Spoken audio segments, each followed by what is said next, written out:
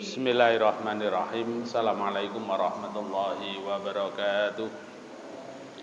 Asyhadu an la ilaha illallah wahdahu la syarikalah wa asyhadu anna Muhammadan abduhu wa rasuluhu la nabiyya ba'dah. Allahumma shalli wa sallim wa barik ala Muhammadin wa ala alihi wa sahbihi wa mawalah.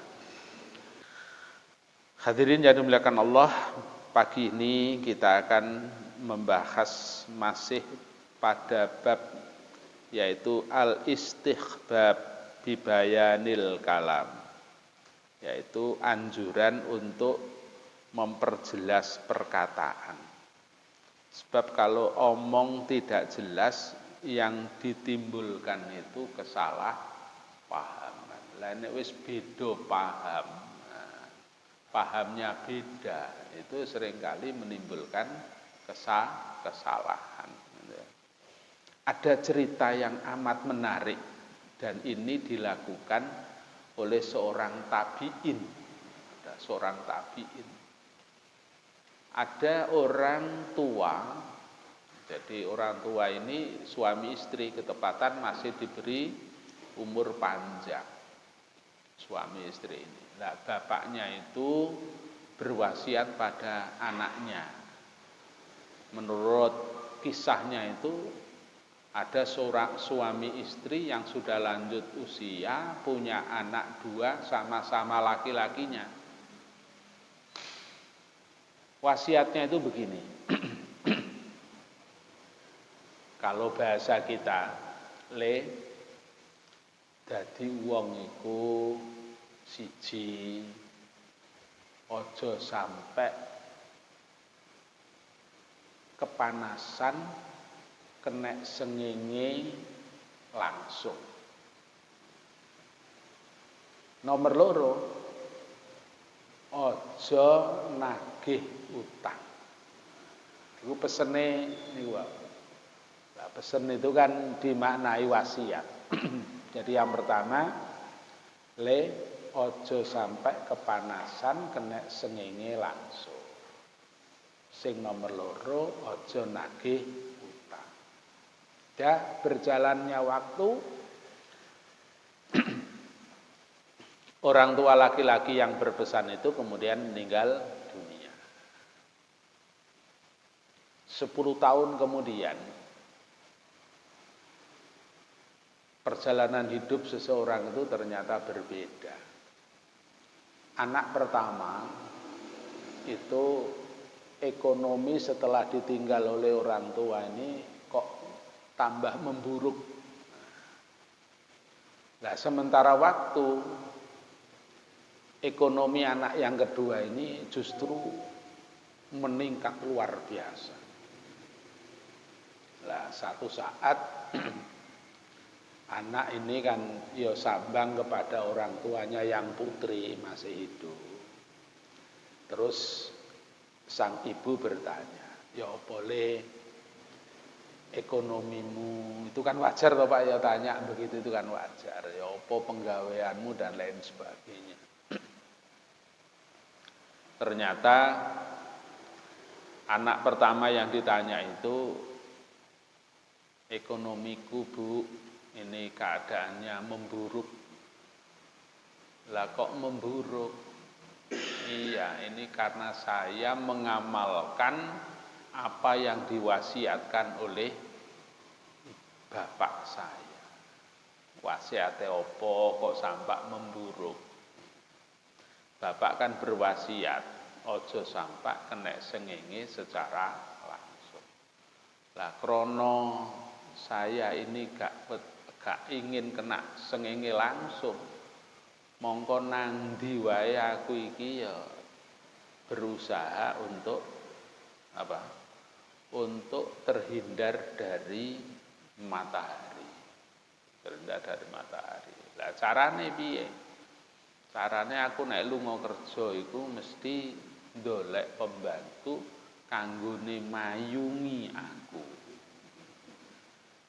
Kok cara sakniki ngoten, aku iki nek kerja gak gelem numpak sepeda motor tapi mesti numpak motor. Mbuh iku nyewa, Mbuh iku pokoke aku gak gelem numpak sepeda motor apa maneh mlaku, aku kudu numpak motor. Nomor loro, pesene bapak iku aja nagih utang. Dadi wong sing diutang aku iku gak tahu tak tagih.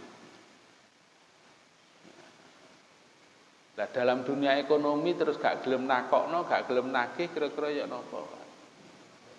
Padahal peredaran uang ini mau tidak mau harus berjalan. Tapi krono ingat pesannya bapaknya, ojo sampai kepanasan, akhirnya dheweke gak gelem kepanasan.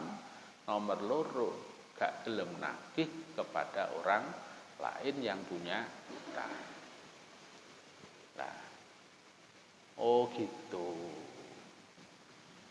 Ternyata berbeda dengan anak yang kedua. Anak yang kedua itu aku dibeseni bapak. Iku aja sampai kepanasan. Nah, supaya tidak kepanasan, aku iku nek kerja berangkat pagi, pulang petang bahkan sore sehingga tidak kena kepanasan. Artinya kerjone temenan, serius di dalam kerja. Tidak dimaknai secara verbal kepanasan itu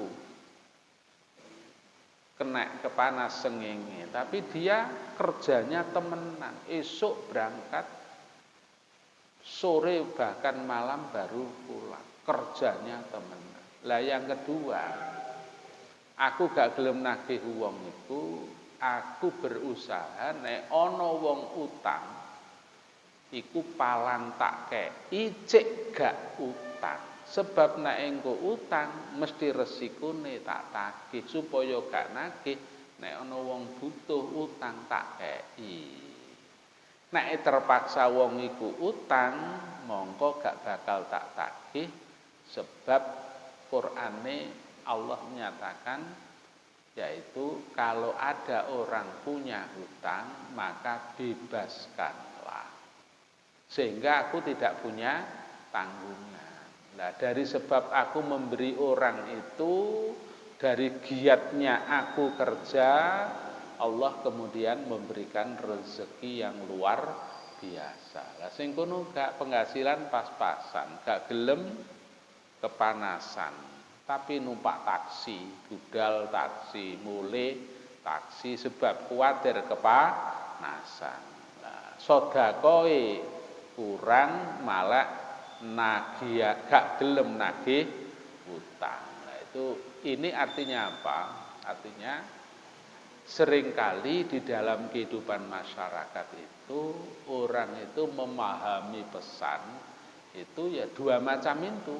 Ada yang memahaminya secara letterlek, ada yang memahaminya dengan penuh pemikiran, renungan dan berbeda dengan apa yang dikatakan.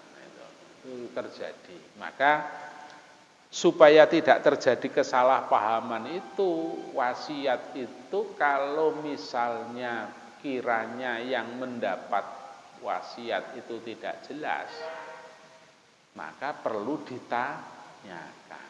Nah, seringkali di masyarakat kan begitu Pak, wasiat tidak jelas, bahkan multi arti. Akhirnya kemudian terjadi perselisihan. Makanya kalau ada wasiat-wasiat apapun bentuknya, itu segera diselesaikan dan diterjemahkan sebaik mungkin.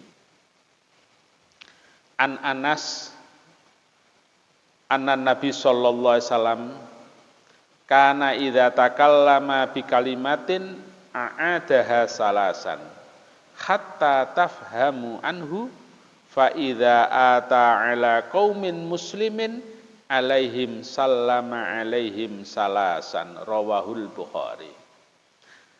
Katanya seorang sahabat Anas, ia seringkali melihat menyaksikan bahwa Rasulullah SAW itu apabila berkata, apabila Rasulullah bersabda, apabila Rasulullah itu ngendikan bikalimatin dengan satu kalimat a'adaha salasan, seringkali diulang sampai 3 kali supaya orang itu paham. Tapi kalau sekiranya orang itu sudah paham sekali ya tidak usah diulang-ulang, wong sudah paham. Maka di dalam hadis yang lain Rasulullah menyatakan, apakah kalian sudah paham? Maka qalu fahimna. Iya ya Rasulullah, kami sudah paham. Jadi kalau sudah orang-orang itu berkata menjawab paham dari apa yang disampaikan oleh Rasulullah, maka Rasulullah pun juga tidak mengulang dari apa yang beliau sabdakan. Tapi dalam hadis ini menunjukkan bahwa kalau orang itu sudah dianggap faham, bahkan Rasulullah menegaskan, fahamkah kalian terhadap apa yang kami sampaikan? Kok para sahabat itu menjawab faham, maka tidak diulang oleh Rasulullah. Tapi kalau sekiranya itu belum faham, maka biasa Rasulullah itu a'adaha salasan, diulanginya 3 kali. Hatta tafhama, sehingga orang-orang itu paham. Begitu juga apabila Rasulullah SAW ata'ala qaumin, kemudian datang pada satu kaum, kemudian mengucap salam assalamualaikum, maka Rasulullah seringkali juga diulang 3 kali. Ini artinya bahwa menyampaikan sesuatu itu hendaknya sampai orang itu paham, sehingga tidak terjadi kesalahpahaman di dalam itu. Lah supaya itu bisa paham, tentu orang yang mendengarkan nanti ya dituntut adanya beberapa hal, yaitu konsentrasi. Atus ngeten iki nek gak konsentrasi ya pikirane ndek njaba kono. Pikirannya melayang-melayang, ya bisa jadi malah tidak ada kesalahpahaman atau tidak paham. Jadi ini kondisional, tidak berarti kalau ketemu assalamualaikum, assalamualaikum, assalamualaikum, tidak harus begitu. Assalamualaikum, waalaikumsalam. Loh, wis dijawab kok assalamualaikum, waalaikumsalam, assalamualaikum. Lho sampean iki salam kok bolak-balik? Iya, melu Nabi. Tapi Nabi itu idza takallama ala qaumin, apabila datang suatu kaum, Nabi itu mengucap salam 3 kali. Ya ndak begitu. Mulane kadang-kadang ono tiyang niku kan sering ya Pak ya. Ada mubalek apa kiai atau apalah namanya. Tuh, assalamualaikum warahmatullahi wabarakatuh. Waalaikumsalam. Kok kados mlempem ngeten nggih, diulangi maneh. Assalam. Wonten enggak ngoten niku? Wah, kirang malih niki, kirang banter niku. Lho, salam itu tidak harus kabeh jawab salam dan harus banter. Lah nek wis ada yang menjawab, itu yang lain sudah gugur dan tidak harus sama bantere. Kalau niku sampai kadang-kadang ngeten, ngene iki lho, kadang-kadang salah di dalam memahami makna hadis itu ya begitu. Memahami teks hadis itu ya begitu. Tapi kan sering kali itu begitu. Assalamualaikum. Wah, kok kurang banter nggih. Diulangi mana. Akhirnya ya, kalau sudah ada yang jawab, sudah didengar, yang lain mungkin enggak banter itu enggak apa-apa gitu loh. Tapi gitu itu terjadi. Nah, mungkin dasarnya ini. Nah, ketemu ngucapno salam ping 3. Apa ngomongnya kok gak dibolan-baleni ping 3 wong iki ya. Itu kalau melihat tekstualnya seperti itu tanpa memahami yang lain. Wa an Aisyah radhiyallahu anha qalat kana kalamu Rasulullah sallallahu alaihi wasallam kalaman faslan yafhamuhu kullu man sami'ahu kullu man yastami'ahu, rawahu Abu Dawud. Rasulullah itu nek ngendikan niku jelas. Jadi Rasulullah itu kalau ngendikan dipastikan itu jelas, tidak ada kata-kata yang bermakna ganda, itu tidak ada. Itu ya karena mungkin mustaminya saja yang kemudian kurang konsentrasi.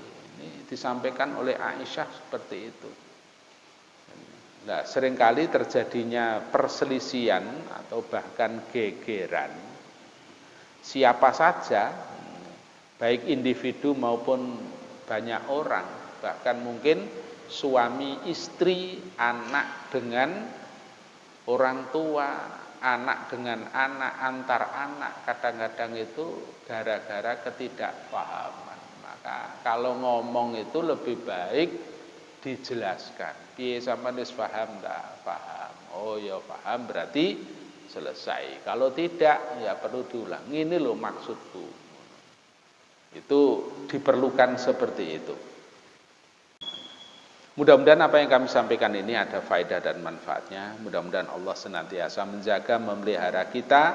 Mudah-mudahan kita sehat walafiat, sehat lahir, sehat batin, dicukupi kebutuhan hidup kita, dan mudah-mudahan di saat kita dipanggil oleh Allah dalam keadaan husnul khotimah dan masuk surganya Allah Subhanahu wa taala. Subhanakallahumma wa bihamdika asyhadu an la ilaha illa anta astaghfiruka wa atubu ilaik. Assalamualaikum warahmatullahi wabarakatuh.